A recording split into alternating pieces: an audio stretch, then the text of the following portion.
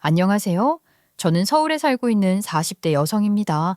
정말 어디서부터 어떻게 풀어나가야 할지 막막한 일이 저에게 생겨 머리가 지끈거렸었네요.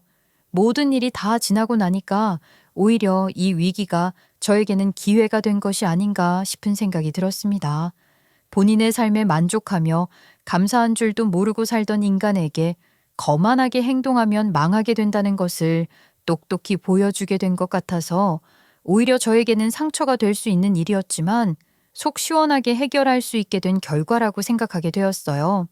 이 세상에는 참 별 사람도 별 일도 다 있다는 것을 절실하게 느끼게 되었고, 저는 그 어떤 상황에서도 잘 이겨낼 수 있는 현명한 사람으로 거듭난 것 같아 한 단계 성장한 기분이 들었습니다. 앞으로는 사람의 내면을 조금 더 깊게 들여다봐야 한다는 교훈을 가지고 정신 똑바로 차리고 살아보려고 노력하려고요. 무슨 일이 있었길래 이렇게까지 비장하게 행동하나 싶으시죠? 지금부터 제 이야기를 시작해 보도록 하겠습니다.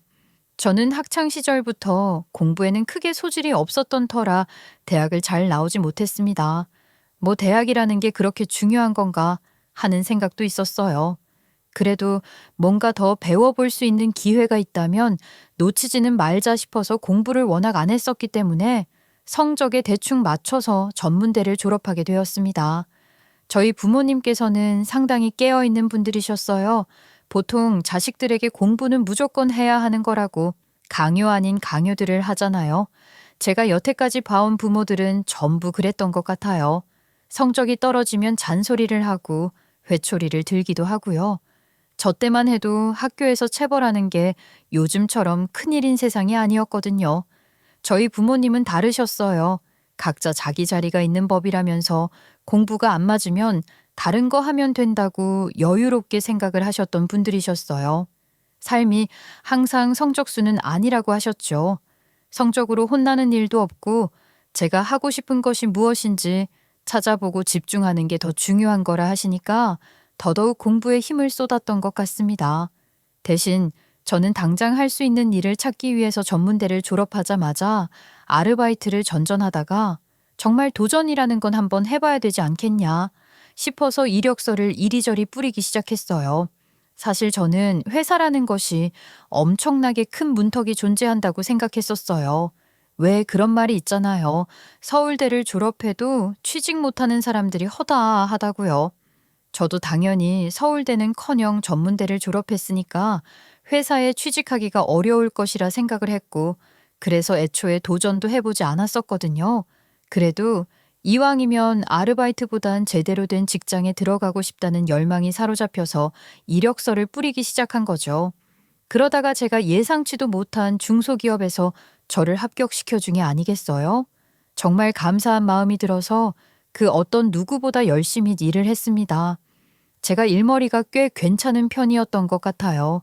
학벌에 밀리지 않으려고 나서서 일을 더 찾았던 게 도움이 되었던 것 같기도 하고요. 대학은 전문대를 나왔지만 사회생활은 꽤 잘했습니다. 제가 생각해도 잘했던 것 같아요.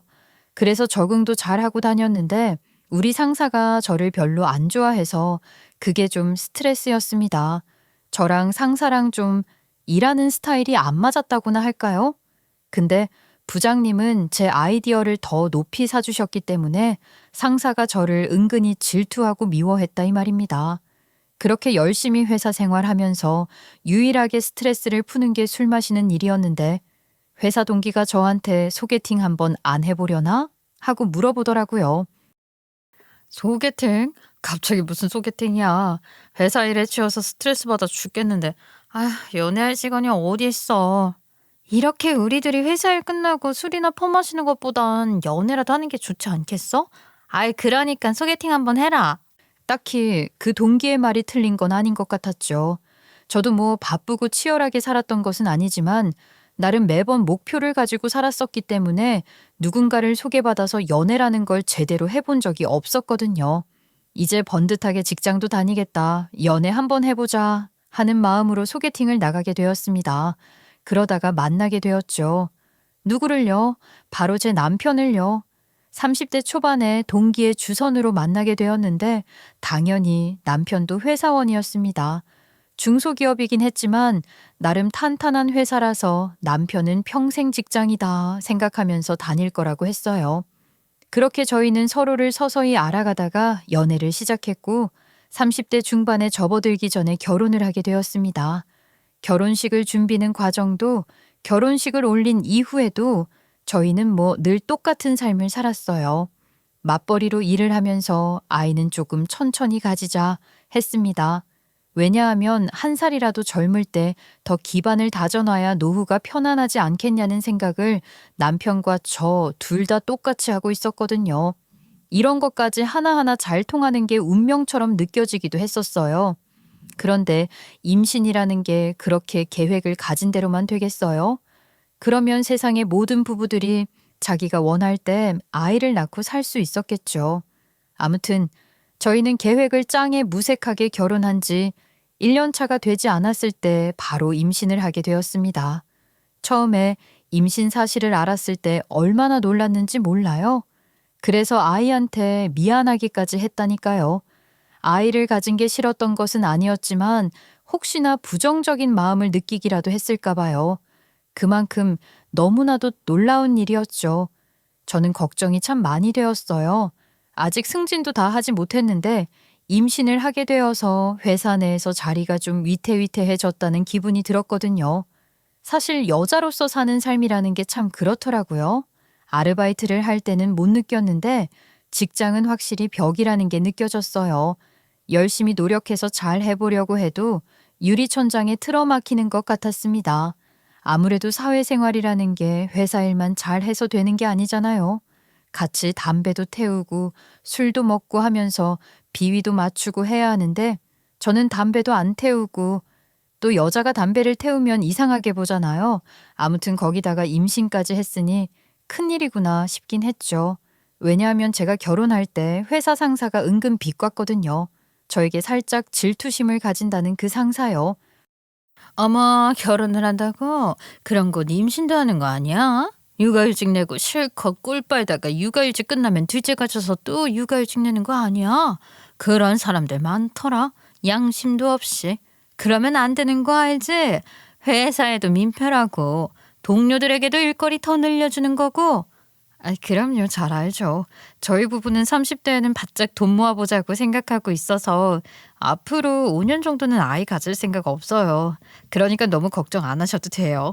그렇게 말을 했는데 결혼을 한 지 1년도 안 돼서 임신이라니 얼마나 꼴불견이냐고요. 물론 임신이라는 게 정말 축하받아야 하는 일이지만 이게 타인의 일과 연관이 되면 축하만 곱게 나올 수가 없더라니까요. 문제는 상사가 임신 사실을 알자마자 저를 쥐 잡아먹는 것처럼 닥달을 하기 시작했다는 것이었어요. 어머, 임신을 했다고? 내가 뭐라 그랬어? 진짜 그럴 줄 알았다니까. 신혼부부가 얼마나 불타오르는데 임신이 뭐 마음처럼 5년 뒤에 되나? 그러면서 은근히 흉을 보고 업무 배제시키고 그러는 거예요. 어차피 육아휴직 내고 일 그만둘 거 아니냐면서 저한테 일도 제대로 안 주고 그러니까 성과가 안 나고 회사에서 밉보이게 된 거죠. 가뜩이나 남들에 비해서 스펙도 딸리는데 저는 스트레스 받다 탈모까지 진행이 되기 시작했어요. 그러면서 급격하게 우울함이 찾아오기도 했었죠. 기분이 나아지지 않고 스트레스만 받고 하니까 결국 제 몸에 문제가 생기더라고요.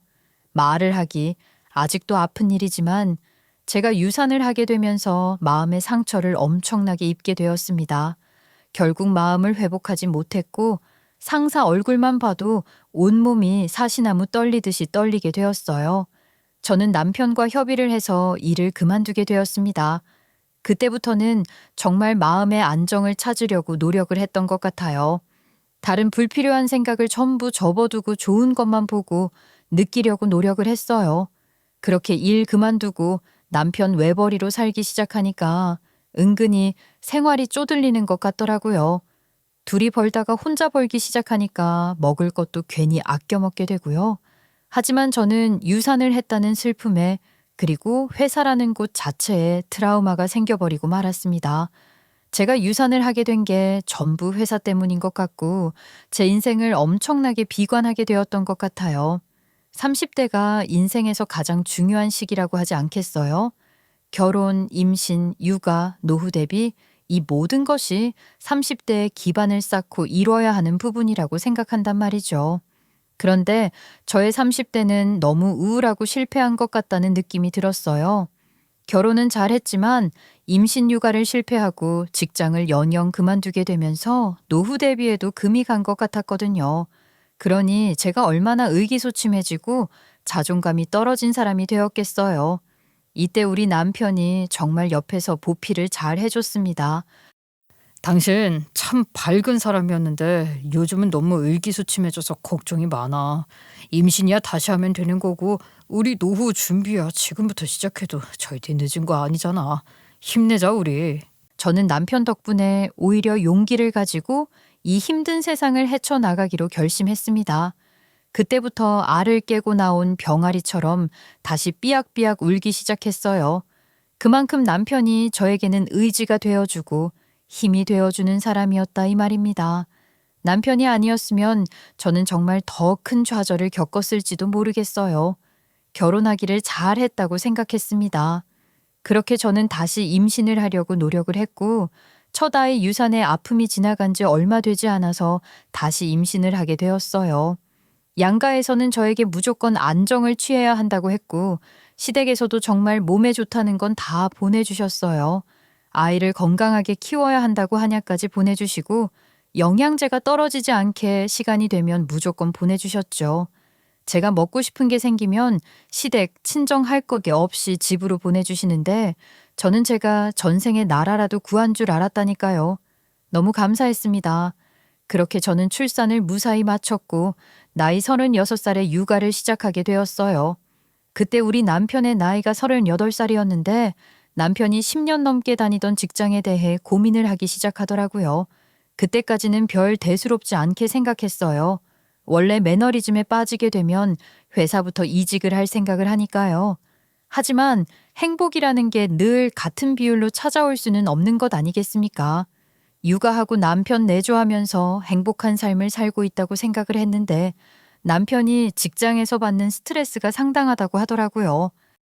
정말 회사를 당장이라도 그만두고 싶어서 미쳐버릴 것 같아. 당신이 왜 그렇게 회사에 치를 떨었는지 알 것 같다니까.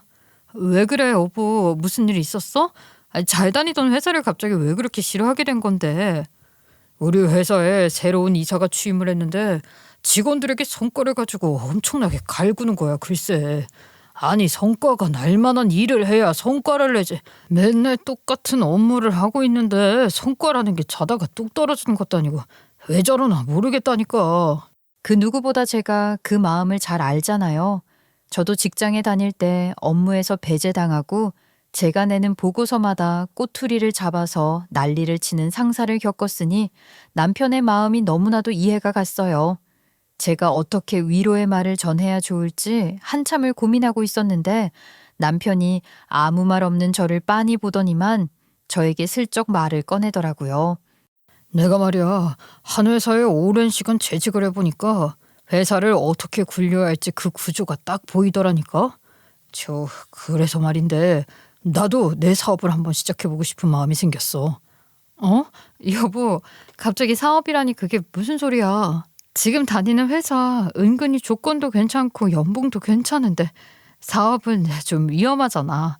나는 사업은 안 했으면 좋겠는데 거기다가 우리 두 사람만 어떻게 버티면 살면 되는 게 아니라 이제는 아이도 있잖아. 여보의 고정적인 수입이 사라진다는 게 좀 무섭긴 해.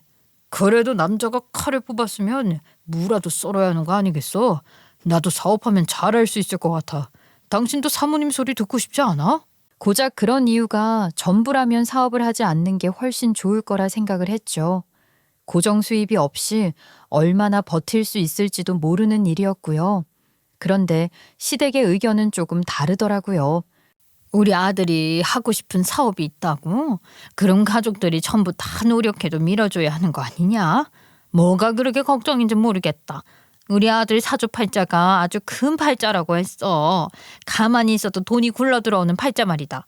우리 아들 생활력이 강한 놈이라 절대로 가족들 굶길 일은 없을 테니까 그 걱정하지 말고 밀어주거라.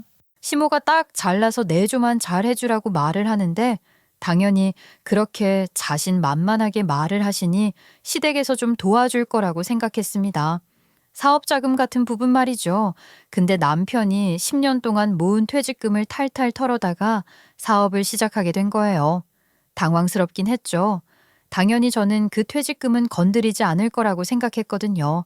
당장 저희 가족이 먹고 살아야 할 돈도 필요한데 정작 시댁에서는 나 몰라라 하고 남편은 모든 돈을 다 털어서 사업을 시작하겠다고 하니 좀 당황스러웠습니다. 걱정하지 마. 내가 이 돈의 몇 배를 불려올게. 무조건 내가 내 사업 성공시킬 테니까 당신은 나만 믿어줬으면 좋겠어. 알겠지? 남편의 의지는 대단했고 저렇게 자신감이 넘치는데 당연히 무라도 썰겠구나 싶은 마음이 들었어요. 저는 남편을 지지해 주겠다고 마음을 바꿔 먹었고 정말 사업이라는 것을 시작하게 되었어요. 처음에는 당연히 마냥 잘만 될 줄 알았던 사업은 시간이 흘러도 잘 풀리지 않았습니다. 어떻게 첫 술에 배부르겠냐고 남편과 서로 토닥이면서 내일은 더 나아질 거야. 내일은 더 좋아질 거야 하며 버티기 바빴어요. 남편은 백방 열심히 노력하는 것 같았지만 일은 꽉 막혀 있었죠. 정말 하는 만큼 성과가 나온다면 좋겠지만 남편이 시간을 쏟아부어도 돌아오는 건 거절의 말, 어렵겠다는 말뿐이었어요. 아이에게 들어가는 돈은 점점 늘어나지 남편에게 이번 달은 어떠냐고 물어보는 것도 지치지 정말 진퇴양난이더라고요. 이 와중에 시댁과 친정에 손을 벌리기도 좀 그랬습니다. 왜냐면 시댁은 저희를 도와줄 수 있는 처지가 아니었고 남편이 척에는 사업하는 걸 말하지 말자고 했거든요. 왜 척에는 말을 하지 말자고 했는지 이해가 안 되시죠? 그게 말이죠. 사실 저에게는 나이 차이가 꽤 있는 친정오빠가 하나 있었습니다. 친정오빠는 자신감에 넘쳐서 결혼을 한 이후에 사업을 시작했다가 쫄딱 망하고 말았거든요. 그러고 나서 미국으로 아메리칸 드림을 꿈꾸며 이민을 가게 되었어요. 새언니가 미국 시민권자였고 처가가 미국에 있었거든요. 그래서 미국에서 처가살이를 하게 되었단 말입니다. 저랑은 나이 차이가 11살이나 차이 나는 오빠라서 제가 20대 때 오빠는 미국으로 이민을 갔고 거기서 자리를 잡고 살게 되었어요. 우리 부모님 엄청 속상해 하셨거든요. 망해서 처가살이 하러 지방도 아니고 미국까지 갔으니까요. 우리 부모님이 그래서 사업에 대한 엄청난 반감을 가지고 있었습니다. 남편이랑 신혼 초에 친정에 가서 뭐 뉴스라도 보고 그러잖아요. 그럼 기업 뉴스 이런 거 나오잖아요. 그때마다 우리 친정 부모님이 남편에게 신신당부를 하셨어요. 아유, 뭐가 그렇게 좋다고 사업을 하겠다고 난린 거야. 저게 뭔 쉬운 일인 줄 아나? 허구한 날 어디가 망했네, 빚이 늘었네 소리만 나오는데 사장님 소리가 그렇게 듣고 싶은가? 아무래도 일반 사무직 회사원보다야 벌어들이는 돈이 훨씬 많으니까 그런 거 아니겠어요? 다들 큰 돈 벌고 싶으니 사업도 하는 거겠죠. 사업으로 큰 돈 버는 게 어디 쉬운가? 아휴, 적어도 남의 밑에서 꼬박꼬박 월급 받으면서 사는 게 가장 행복한 일인데 욕심을 부렸다가 그르치는 거라니까. 그래도 모든 사업이 망하는 건 아니잖아요, 장모님. 망하는 기업 뉴스가 많이 나오긴 하지만 그래도 잘 된 회사가 훨씬 많을걸요. 그것도 아주 소수의 일이지. 아이, 자네 사업하겠다는 이야기는 입 밖으로 꺼내지도 말게나. 사업이라는 것도 자금이 여유롭고 머리도 비상해야 할 수 있는 거야. 저는 뭐 사업하고 싶은 생각 없어요. 딱히 사업 아이템 같은 것도 떠오르는 게 없고요. 장모님 말씀대로 지금처럼 남의 밑에서 일하는 게 저한테는 더 잘 맞는 것 같아요. 그렇지? 아유, 우리 큰아들 봐. 좋은 명문대 졸업해서 회사 떡하니 잘만 다니다가 사업해보겠다고 하더니 쫄딱 망해서 지금 미국에 가 있잖아. 그렇게 알아주는 회사 취업해서 사람들 부러움 다 싸더니 지금은 미국에서 샌드위치 가게 하면서 살고 있는 걸 보면 내가 아주 속이 터져 죽겠네. 형님은 운이 나쁘셨던 게 아닐까요? 형님 정말 대단하신 분이시잖아요. 그리고 미국에서 잘 지내고 계시면 그걸로 충분한 거죠. 아휴, 장모님 너무 속상해하지 마세요. 내가 안 속상하고 배겨. 미국까지 가서 처가살이 하고 있는데 내가 그러라고 그렇게 열심히 공부시킨 것도 아니었는데 말이야. 아휴, 회사나 잘 다니지. 무슨 사업을 하겠다고 그렇게 살게 될 줄 꿈에도 몰랐지. 꿈에도 몰랐어. 그러니까 사업이라는 거 절대 하는 거 아니야. 그게 집안 말아먹는 일이라니까. 장모님 말씀 명심하겠습니다. 저 절대로 어디 가서 사업하겠다고 말 안 할게요. 그냥 지금처럼 평생 회사원으로 버티면서 살아보겠습니다. 아셨죠? 그래, 그래. 내가 우리 사위가 말 잘 듣는 건 참 마음에 든다. 내가 우리 사위 믿어. 그렇게까지 이야기를 나눠놓고 어떻게 친정에 사업하겠습니다 하고 말을 할 수 있겠어요? 남편도 괜히 사업 자리 잡기 전에 이야기를 했다가 친정에서 미움을 받느니 사업 번창시킨 다음에 당당하게 사업을 하고 있다는 것을 말하고 싶다고 했어요. 저도 그 말에는 동의를 했죠. 큰 오빠 이야기만 나오면 저희 친정엄마 아주 개거품을 무셨거든요. 사실 우리 친정오빠가 저랑은 정반대로 공부도 잘하고 완전 엘리트였어요. 그래서 저는 딱히 공부를 못해도 그냥 귀여움만 받고 자랐단 말이죠. 오빠가 든든하게 제 목까지 집안 기둥 노릇 잘하고 있었으니까 굳이 저한테까지 그 기대를 걸지는 않으셨던 거예요. 대한민국 최고의 명문대를 졸업해서 난다 긴다 하는 사람들만 들어가는 대기업까지 떡하니 들어가서 승진까지 승승장구하고 있었으니까요. 정말 그 사업만 아니었으면 우리 오빠가 한국을 떠날 일도 없었을 거고 여기서 뭐 완전 신불자 취급받으면서 살 일도 없었을 테니 친정 부모님께서는 사업에 사자만 나와도 기겁을 하실만 했죠. 우리 남편한테도 나중에 늦바람 들어서 사업한다는 소리 하지 말고 일이나 열심히 하면서 살으라고 귀에 피딱지가 앉을 정도로 이야기를 했거든요. 근데 이 인간이 자기는 무조건 사업을 해야 성공을 한다면서 회사 때려치우고 올인할 줄 알았겠냐고요. 퇴직금까지 탈탈 털어서요. 아무튼 이러한 사정 때문에 친정에는 말을 하지 못했습니다. 그냥 말하지 왜 숨겨줬냐고요. 제가 회사 스트레스로 인해서 유산을 했을 때 남편이 저에게 지극정성으로 보살핌을 주었으니까 저도 그만큼 남편을 위해서 남편이 하는 일을 지지해주고 싶었어요. 이런 게 바로 부부 아니겠나요? 제가 30대 후반인데 부모님께 그대로 일러 바치는 것도 이상해 보이잖아요. 그리고 남편이 사업을 하는 게 무슨 큰 잘못을 저지르는 것도 아니고 죄를 지은 것도 아니니까요. 남편이랑 저랑 아이까지 낳고 가정을 이루었는데 언제까지 마마걸처럼 엄마 할 수 없는 거기도 하고 위기가 있으면 우리 부부가 알아서 해결해 나가야 하는 거라고 생각을 했어요. 그렇게 제 나이 40살이 될 때까지 남편의 사업은 잘 풀리지 않았고 아이는 어린이집에 다닐 나이가 되었어요. 그때부터 저도 엄청나게 고민을 하기 시작했습니다. 돈이 필요하니까 일은 해야겠는데 회사는 솔직히 못 다니겠고 아르바이트 전전긍긍하면서 돈을 벌기 위해 애를 썼습니다. 남편도 사업 자금 마련하느라 이곳저곳 돌아다니고 저녁 시간에는 배달 라이더 일을 하면서 생활비를 마련했다니까요. 결국에 저는 너무 힘들고 돈이 없으니까 안 되겠다 싶더라고요. 생활비라는 게 얼마나 많이 나가던지 보험금도 못 낼 것 같은 위기에 빠져들게 된 거예요. 시댁에서는 더는 돈 없어서 못 도와준다 하시고 물론 처음부터 도와주신 게 있었던 것도 아니긴 했지만요. 그러던 도중에 우리 친정엄마가 제가 간장게장을 진짜 좋아하는데 여수에 갔다가 게장 맛있는 집을 찾아냈다면서 택배로 받았다고 집에 좀 나눠주겠다고 들고 오신 거예요. 그동안 우리 집에 잘 안 찾아오셨었거든요. 간장게장을 들고 오셨다가 제 얼굴을 보더니만 무슨 일 있냐고 물어보시는 거죠. 아니, 너 얼굴이 왜 이렇게 상했니? 요즘 뭐 무슨 일 있는 게야? 내 얼굴이 많이 상했어요? 아유, 아니에요. 뭐 별일 없는데 그냥 괜찮아요. 별일 없기는 괜찮기는 딱 보니까 얼굴에 근심 걱정이 말이 아니구만.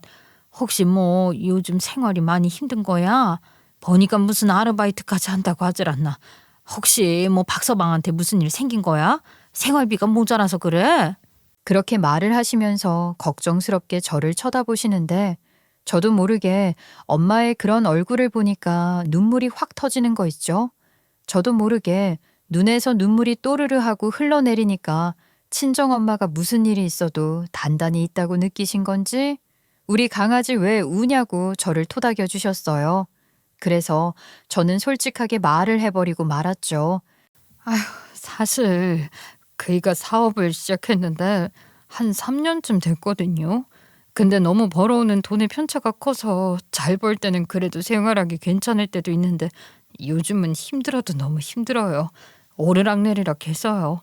하루하루 뭘 먹고 살아야 할지 걱정스럽기까지 해요. 뭐라고? 아유, 박서방이 사업을 시작했어? 아니, 내가 그렇게 사업만큼은 죽어도 안 된다고 했는데, 아니, 갑자기 무슨 사업이야, 사업은? 왜 그런 걸 시작해서는? 그러면서 가슴을 팡팡 치면서 속상해 하셨죠. 친정엄마까지 속상해 하시니 정말 큰 불효를 저지른 것 같은 기분이 들어서 더 시무룩해졌어요. 그날 저녁까지 친정엄마는 남편을 보고서 한마디 해야겠다며 벼르고 계셨고, 남편은 배달 라이더 일을 갔다가 배달 잡히는 게 없다고 일을 공쳤다면서 한숨을 푹푹 쉬면서 집에 돌아왔습니다. 집에 친정엄마가 있으니 남편이 깜짝 놀라더라고요. 아니, 장모님 언제 오셨어요? 저녁은 드신 거예요? 박스방, 아니 자네가 어떻게 내 뒤통수를 이렇게 세게 칠 수가 있나? 절대로 사업에는 손도 안 대겠다고 했던 박서방이 회사를 그만둔 지 3년 가까이 되었다고? 사업을 시작했다고? 장모님, 정말로 면목 없습니다. 저도 제 사업이 잘 될 거라 생각을 했어요. 내가 그렇게 사업만큼은 하지 말라고 했었는데 왜 내 말을 안 듣고 사업을 해서 가정을 이 모양 이 꼴로 만드는 거야. 앞으로 뭘 해먹고 살려고 그래. 생각을 가지고 행동을 했어야지. 자식도 있고 마누라도 있는데 자네 살고 싶은 대로 꼴리는 대로 살면 되겠어? 장모님, 저도 답답해요. 저도 잘해보려고 했었어요. 처음부터 망할 거 생각하고 뛰어드는 사람이 어디 있겠어요. 그런데 상황이라는 게 이렇게 된 걸 어떻게 합니까? 아유, 듣기 싫네. 내가 자네 결혼한다고 찾아왔을 때부터 딱 한 가지, 사업만큼은 죽어도 하지 말라고 했었던 건 홀라 난 까먹고, 내가 유일하게 부탁한 게 그거 하나였는데 얘 큰오빠가 사업하다가 망해서 미국 가서 얼굴도 못 보고 지내는데 너희까지 이러면 내가 속상해서 어떻게 사냐. 남편놈 죄 지은 사람 마냥 아무 소리도 못하고 고개만 푹 숙이고 있었죠. 물론 잔소리 듣고 싶은 사람이 어디 있겠어요. 하지만 친정엄마가 결혼할 때부터 누누이 사업만큼은 손대지 말라고 부탁을 했었는데 그걸 홀라당 어겨버렸으니 배신감을 느낄만 하다는 생각도 들었어요. 근데 남편이 너무 풀이 죽어 있으니 우리 친정엄마 마음이 얼마나 쓰였겠어요. 결국에는 엄마가 가진 돈 털어서 남편 사업에 보태주셨습니다. 장모님, 이 큰 돈을 정말 제 사업하는데 보태주시겠다고요? 아유, 제가 염치도 없이 이걸 어떻게 받아요? 그거 안 받으면 어떻게 사업 유지하고 돈 벌어올 텐가? 아유, 내가 뭐 자네 예뻐서 주는 건 줄 알아? 우리 딸, 우리 손주들 굶어 죽으면 안 되니까 어떻게든 책임감 가지고 사업 일으켜보라고 주는 걸세. 장모님, 정말 죄송하고 감사합니다. 제가 염치 없지만 이 돈 받아서 정말로 사업 다시 일으켜보겠습니다. 무조건 잘하겠습니다. 제가 평생 처가에 효도하면서 살겠습니다. 남편놈 친정부모님께 무조건 잘하겠다고 열심히 해보겠다고 절을 하고 난리가 났지요. 그렇게 한숨 돌리나 했는데 정말 그 뒤로 가족들 모두의 응원을 받아서 그런 건지 뭔지 일이 또 술술 잘 풀리기 시작하는 거예요. 남편놈이 바로 배달일 그만두고 사업에만 몰두를 하더라고요. 몇 개월이 지나고 사업은 안정을 되찾았고 저도 아르바이트를 그만두게 되었습니다. 그렇게 우리 친정집에도 시댁에도 기가 살기 시작했는데 망할 놈의 코로나가 터지면서 다시 불안정하게 뒤흔들리더라고요. 그게 우리 남편 사업뿐만 아니라 모든 사업이 정책이었고 전 세계적으로 팬데믹이었잖아요. 이제라도 잘 풀리나 싶었더니만 이런 일이 터지게 될 줄 어떻게 알았겠냐고요. 정말 속상했어요. 남편 사업이 승승장구하기 시작할 때 코로나가 터진 거니까 우리 가족들도 상심이 컸습니다. 말로 할 수 없을 정도로 엄청나게 말이죠. 거기다가 코로나 때문에 다들 바깥에 안 돌아다니니까 상점들도 망해버렸고요. 그래서 도무지 아르바이트 자리도 없는 거예요. 남편이랑 배달 일을 같이 해야 하나 우리 애는 누가 봐주나 걱정을 하고 있었는데 코로나가 터지고 한 1년쯤까지는 모아둔 돈으로 먹고 살만 했거든요. 근데 1년 딱 지나니까 다시 죽겠더라고요. 돈은 못 벌겠지. 돈 들어올 구멍도 없지. 이번에야말로 정말 우리 가족 길거리에 내앉게 생겼다 싶었는데 사람이 죽으라는 법은 없는 거 있죠? 남편이 어느 날 갑자기 술에 잔뜩 취해서 엄청나게 신나서 집에 들어온 거예요. 아유, 여보, 무슨 술을 이렇게 마셨어? 지금 상황이 얼마나 안 좋은데 술 먹고 이렇게 신나서 집에 들어와. 술값 당신이 계산한 거 아니지? 얻어먹은 거지? 여보, 그런 거 이제 걱정 절대 안 해도 돼. 우리 이제 손 크게 둘이 쉬고 살 수 있다고. 퍽퍽하게 지금처럼 돈계산 하나하나 따져가면서 안 살아도 된다고. 아이, 갑자기 그게 무슨 소리야? 어디 복권이라도 당첨된 거야? 로또보다 더 기가 막힌 일이 일어났지. 아, 여보, 글쎄 내 사업에 투자자가 나타났어. 투자를 해주겠다는 어마어마한 사람이 나타났다고. 깜짝 놀랐죠. 우리 남편 사업이 코로나 터지기 전까지 성장을 엄청 했잖아요. 그 가능성을 보고 투자를 하겠다고 투자자가 나타났다는 겁니다. 투자금도 3차까지 지원을 하겠다면서 해볼 수 있는 모든 방법을 동원해서 성장시켜 보라고 했다는 거예요. 저는 너무 놀라서 코로나 시기에 이게 말이 되는 거냐, 혹시 사기는 아니냐고 하니까 이때가 지금 딱 적기라면서 투자를 하겠다고 했대요. 다들 주춤할 때 치고 올라가야 더 큰 보폭으로 성장할 수 있다고 했다는 게 아니겠어요? 그렇게 남편은 투자를 받게 되었고 그 뒤로 진짜 그 투자금으로 성장했다고 말을 해도 과언이 아닐 정도로 큰 성장을 하게 되었습니다. 남들 자금난에 시달릴 때 빵빵하게 돈을 투자받았으니까 당연한 결과였지요. 그렇게 코로나가 조금 잠잠해지고 난 뒤에는 남편의 회사는 이전 회사랑 비교도 안 될 정도로 커지게 되었습니다. 아예 다른 회사인 것처럼 탈바꿈이 되었다니까요. 남편의 입이 귀에 걸릴 수밖에 없었죠. 투자금은 계속해서 들어왔고 남편은 자기가 구상해둔 모든 시뮬레이션을 다 돌리면서 더욱더 바빠질 거라고 했어요. 회사 직원들도 몇 명 더 뽑았고 어느 날부터는 지방에 출장까지 다니기 시작했습니다.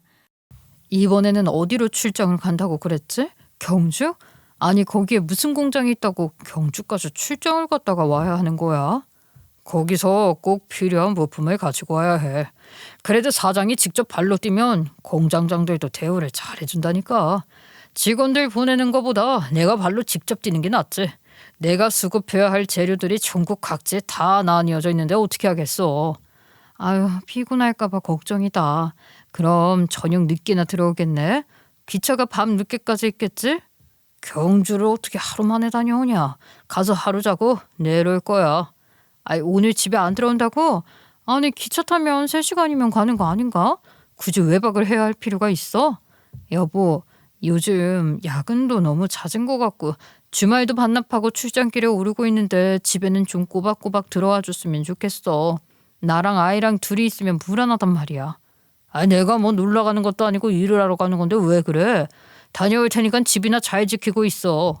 야근을 한답시고 집에 늦게 들어오는 건 매일 일상이 되어버렸고 주말도 반납하고 출장을 간다고 엄청나게 바쁘게 살았지요.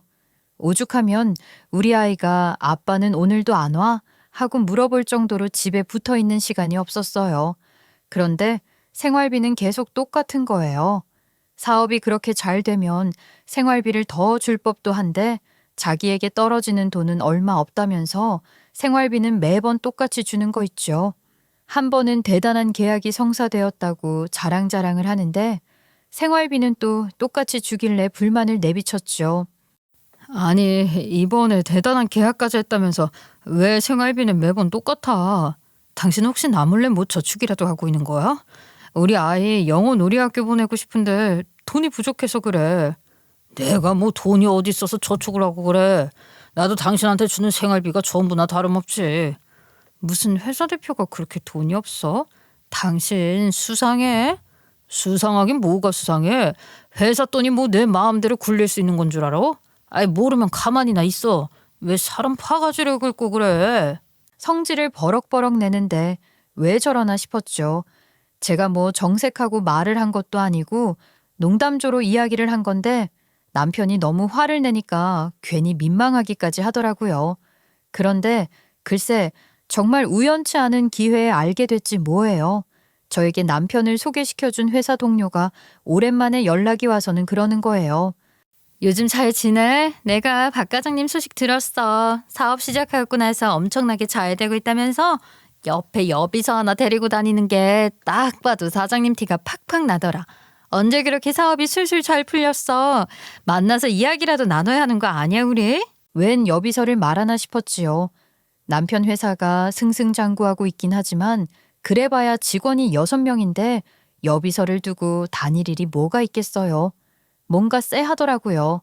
남편이 퇴근하고 돌아왔을 때 마음에 담아두고 있을 필요가 있겠나 싶어서 대놓고 물어봤어요. 당신 여비서를 언제 뽑았어?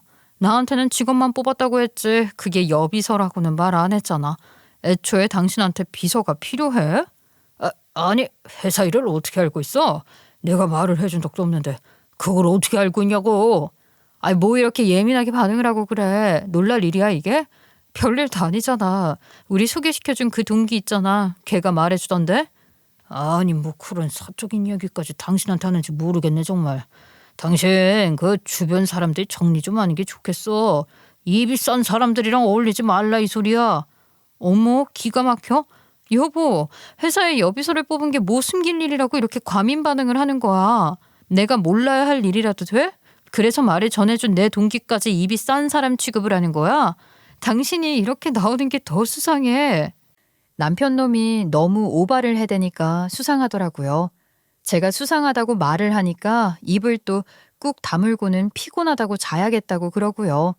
야근이 잦은 것도 출장이 있는 것도 이상하게 느껴지고 그래서 제가 어떻게 했겠어요?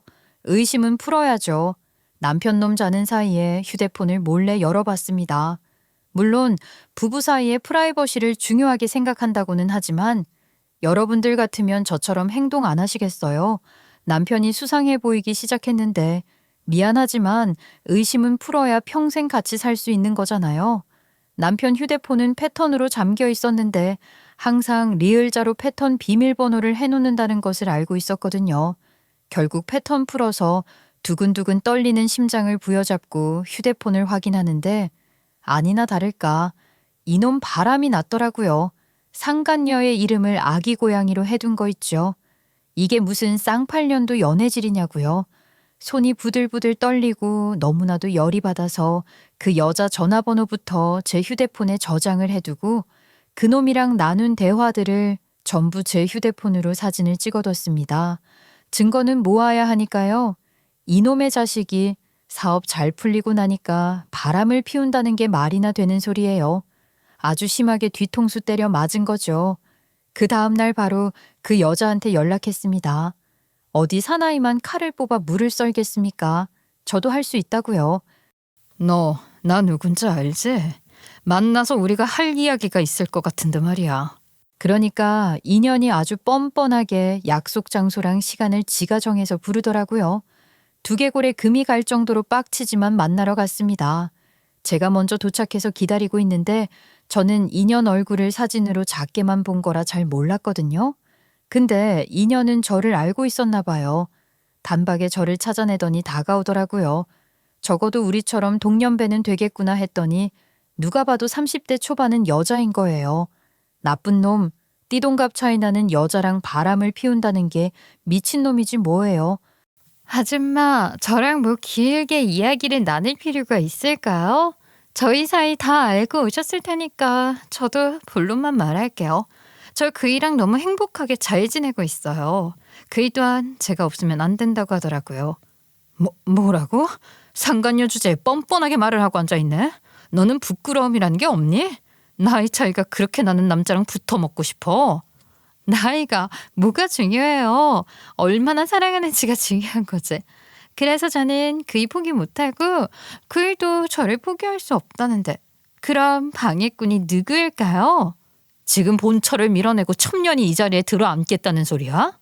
어머, 지금 시대가 어느 딴데 본천이 첩년이니 하고 있어요. 요즘은 사랑만 있으면 다 허용되는 세상이라고요. 그리고 아줌마는 할 줄 아는 거 하나도 없지 않아요? 저는요, 그이 옆에 딱 달라붙어서 회사 일에 도움도 줄 수 있어요. 그이 인생에 도움이 되는 사람은 누구일까요? 바로 저 아니겠어요? 그러니까 아줌마가 곱게 이혼 좀 해주세요. 내가 지금 누구 좋으라고 이혼을 해? 너희들이 지지고 볶는 거 보려고 이혼을 하겠니? 그 애는 어떻게 이혼할까 고민 중이던데. 협의 이혼해주시면 위자료로 1억 마련해서 드릴게요. 괜히 돈 한 푼 못 건지고 이혼하는 것보다야 낫지 않을까요? 그이한테 1억 달라고 하면 아마 바로 줄 거예요. 기가 막혀. 위자료로 1억을 주겠다고? 그 돈은 누가 주는 건데 네가 주는 거냐? 당연히 그이가 주는 거죠. 아줌마한테 위자료로 1억이라도 주어서 이혼하고 싶다고 저한테 매번 속을 털어놨었거든요. 속이 부글부글 끓었습니다. 저랑 아이까지 낳고 10년 가까이를 함께 살았는데 바람이 나서 위자료 주고 이혼하겠다는데 어떻게 화가 안 나겠어요? 근데 저도 다 생각이 있었습니다. 그래서 일부러 더 약을 올리기 시작했어요. 아이고야, 대단한 사랑 납셨네. 상간녀 주제에 너희 둘이 뭐? 결혼이라도 하게? 사람들이 바람 피운 건 모를 줄 알아? 아주 박수 쳐주면서 축하한다고 해주겠네. 부끄러운 줄도 모르고 지금 감히 내 앞에서 당당하게 이혼을 해달라는 이야기를 하고 있어? 피차 서로 좋은 거 아닌가요? 아줌마는 위자료 넉넉하게 받고 나는 사랑 지키고 그이는 나랑 살면서 행복하고 아줌마는 어차피 그이한테 정도 없는 거 아니에요? 애들 아빠야, 너와는 다르게 우리 사이에는 아이도 있는데 네가 감히 이혼을 하라는 소리를 할 수가 있어? 솔직히 말해서 서로 이혼하는 게 좋잖아요. 그이가 아줌마한테는 생활비 쥐꼬리만큼 주죠? 그거 왜 그런 줄 알아요? 나한테 가진 돈 탈탈 쏟아붓고 있어서 그런 거거든. 아줌마는 생활비 얼마나 받아요? 저는 매달 500만 원씩 받고 있는데 그럼 본처는 더 주나? 그 말에 진짜 어이가 없더라고요. 저한테는 생활비 250만 원 주거든요. 그걸로 공과금부터 보험료에 애한테 들어가는 돈, 우리 생활비 다 쓰는 건데 전현한테 2배를 주고 있다는 거잖아요. 세상에 어떻게 이런 일이 있을 수가 있어요? 더 이상은 못 참겠다 싶더라고요. 그래, 위자료로 1억 준다는 거 진짜인 거지? 제가 이런 걸로 왜 거짓말을 치겠어요. 정 못 믿으시겠으면 그이 당장 데리고 올게요. 됐어. 누가 주던 1억만 받으면 되니까. 진짜로 1억 주면 내가 바로 합의이혼 해줄게. 무조건 콜이다. 진짜요? 이 아줌마 의외로 말이 잘 통하네? 좋아요. 제가 바로 그이에게 전달할게요. 최대한 빠르게 도장 찍어주세요, 그럼. 그렇게 당당한 상간녀와의 만남은 1억을 받고 이혼하는 걸로 끝을 내게 되었죠. 그날 저녁에 남편이 쭈뼛하게 다가오더니 슬쩍 말을 걸대요. 만났다며? 나한테 꺼내는 첫 마디가 그거니? 감히 애들도 있는데 부끄러운 줄도 모르고 바람을 피워. 네가 사람이야? 그러면서 남편의 뺨을 잇는 힘껏 갈겨주었습니다. 그러니까 남편 놈 벌겋게 부어오르는 뺨을 만지면서 저에게 소리를 버럭 지르더라고요. 에이씨, 당신의 이런 모습에 나는 너무나도 질렸었어. 세상에서 지가 제일 잘난 줄 알고 지 말이 다 맞는 줄 아는 당신 모습이 질렸다고. 꼴도 보기 싫었다고. 내가 뭘 어쨌다고 나한테 그딴 소리를 하고 그래. 너랑 같이 잘 살아보겠다고. 아르바이트 해가면서 생활 유지한 세월은 다 잊어버리고 이런 게 질려? 그 여자는 나에게 꼭 필요한 존재. 아니, 그 이상의 여자야. 평생 함께하고 싶은 반려자를 드디어 찾은 기분이라고. 1억? 1억 바로 송금할 테니까 이혼 도장 찍어. 분이 안 풀리면 한 대 더 때리던가. 오케이, 땡큐다 하면서 진짜 반대쪽 뺨 한 대 더 때리고 도장 찍어줬습니다. 온 힘을 다해서 서류에 도장 꾹 누르고 노려보니 제 시선을 피하면서 말을 하대요. 그 여자네 집에 가 있을 테니까 재산 정리하기 전까지는 아이랑 이 집에서 살아. 그러더니 짐 싸서 나가더라고요.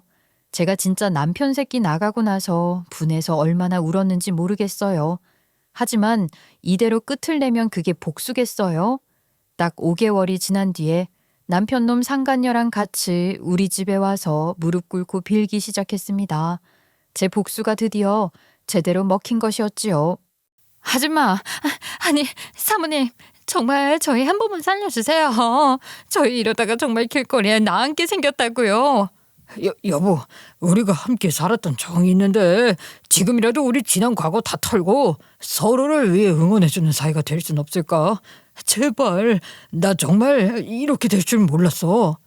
여보는 무슨 개 뼈다귀 같은 소리네. 네 여보가 둘이냐? 소름 돋으니까 나한테 여보라는 소리 하지도 마.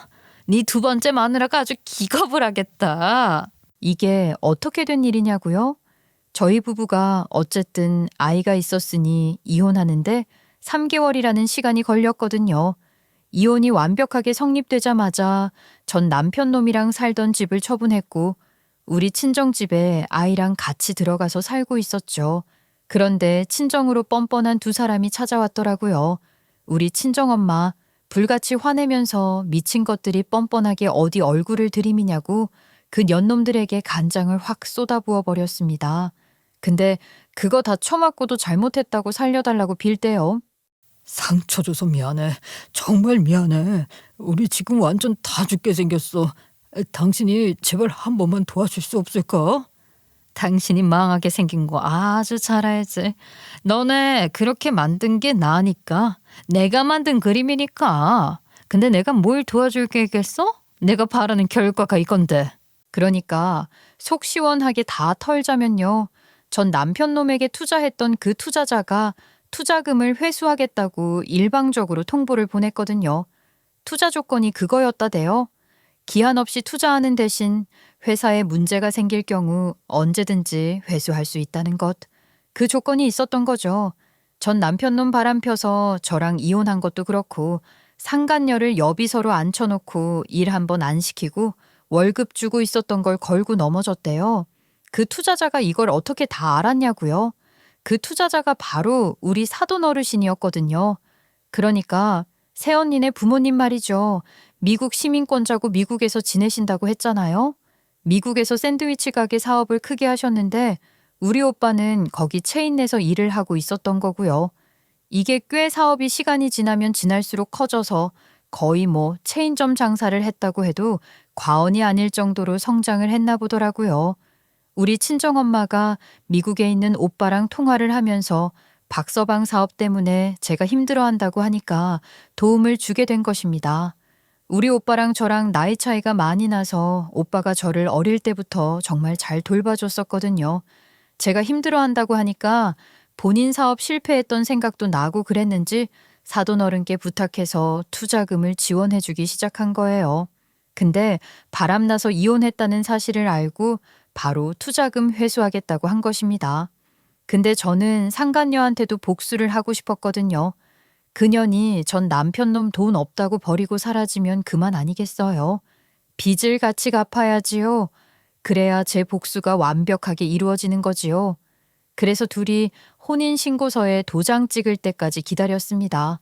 전 남편과 결혼 생활을 길게 했으니 주변에 겹치는 지인들이 한둘이 아니잖아요. 두 사람이 혼인신고를 마쳤다는 이야기가 들리자마자 바로 오빠가 투자금 회수를 하겠다고 통보를 한 것입니다. 아다리가 이렇게 짝짝 들어맞을 수가 있나요? 갑작스러운 투자금 회수에 당장 자금을 가지고 올 곳은 없고 하니 회사가 부도로 넘어가게 생긴 겁니다. 그 전까지는 사돈 어른이 투자자였으니까 전 남편 놈은 누군지 몰랐던 거예요. 우리 오빠랑 저랑 나이 차이가 많이 나니까 저도 사돈 어른의 얼굴을 오빠가 결혼식 할 때 한 번 뵙고 못 봤거든요. 그러니 전 남편 놈도 우리 오빠 얼굴은 알아도 사돈 어른 얼굴은 몰랐을 수밖에 없었죠. 거기다가 한국 이름, 미국 이름이 달라서 더 몰랐을 겁니다. 전 남편 놈 투자금 회수한다고 했을 때 우리 오빠가 떡하니 등장한 거죠. 그러니까 식겁하고 저를 찾아와서 한 번만 도와달라 살려달라 이 지랄한 거예요. 우리 아빠 바짝 엎드린 전 남편 놈을 발로 차면서 꺼지라고 했어요. 감히 사업 좀 잘 된다고 돈 좀 만진다고 바람이 나서 조강지처럼 헌신짝 버리듯이 버려놓고 이제 와서 살려달라고? 에라이 썩을 놈아, 썩 꺼져라. 아주 그냥 평생을 거제꼴로 살아봐.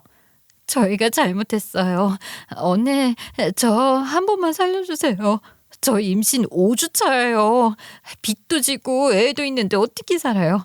그러니까 한 번만 도와주세요. 네? 언니? 어디서 뻔뻔하게 언니 소리가 나와. 나한테 아줌마 아줌마 하더니 기가 막혀. 임신을 했다고? 당신 그 나이에도 팔팔하네. 내가 니들 임신했는데 뭐 이쁘다고 도와줘. 내 자식 버릴 땐 가차 없더니 네 자식은 소중하니? 절대로 도와줄 생각 없으니까 꺼지라고. 살려달라고 빌었지만 저는 끝까지 그들에게 동정심을 가지지 않았습니다. 결국 투자금을 갚아내지 못한 전 남편놈의 회사는 사돈어른에게 넘어가게 되었어요. 부도난 회사 인수하는 건 아주 어렵지 않더라고요. 거기다가 투자금 뱉어야 하는 금액이 만만치 않아서 전 남편놈은 술독에 빠졌다고 하더라고요. 그거 못 갚으면 간방 가게 생겼는데 상간녀는 오죽 짜증날까요? 임신까지 했다는데 인생 망한 거죠. 사돈어른께서는 미국에 온 가족이 있으니 한국에 있는 회사를 관리할 겨를이 없다고 저에게 좀 맡겨도 되겠냐고 물어보셨어요. 저는 솔직히 거절할 이유가 없었지만 제가 경영에 대해 모르니까 명의는 제 명의로 두되 전문 경영인을 고용해보기로 결심했습니다.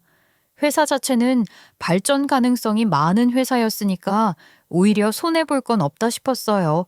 그 소식을 들은 전 남편놈 저를 찾아왔죠.